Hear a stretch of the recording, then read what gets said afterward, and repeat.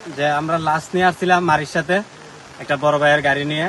এখন আসার পরে দেখি যে এই রাস্তার দুর্ভোগের কারণে আমরা পুরা মারিসায় মানে লাশটা পৌঁছে দিতে পারি নাই। আসলে এই রাস্তার কাজ যদি না হয় তো মনে করেন এখানে পুরা মারিসার মানুষেরও অনেক কষ্ট, মনে করেন গাড়িগুলো আমাদেরও চলাইতে অনেক কষ্ট। যার কারণে মনে করেন একটা মানে উপজাতি মানুষ হোক কিন্তু সেও আমাদের মতন মানুষ, সেই মানুষটা মারা গেছে কিন্তু ওর লাশটা পর্যন্ত আমরা গন্তব্যস্থানে পৌঁছে দিতে পারি না। আসলে এটা অনেক নিজের থেকে নিজের কষ্ট লাগছে। এটা হলো সড়ক ও জনপথ বিভাগ অবহেলার কারণে প্রতি বছরই এটা ভেঙে যায়।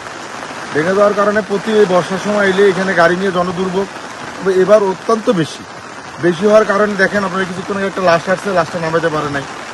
এই যে বাঘাইছড়ির সাথে দিঘিয়ালার সম্পূর্ণ যোগাযোগ, বাঘাইছড়ির সাথে গোটা বাংলাদেশ যোগাযোগ এখন বিচ্ছিন্ন। এই রাস্তাটা যদি পরিপূর্ণ ভালো করে মেরামত করা হয়তো বা এই জনদুর্ভোগটা আর কখনো হইতো না। এখন এদের অবহেলা, এদেরকে বারবার বলা সত্ত্বেও দেখেন আপনারা বাস দিয়ে বেড়ে দিয়ে গেছে। এভাবে কি কোনোদিন রাস্তা থাকে?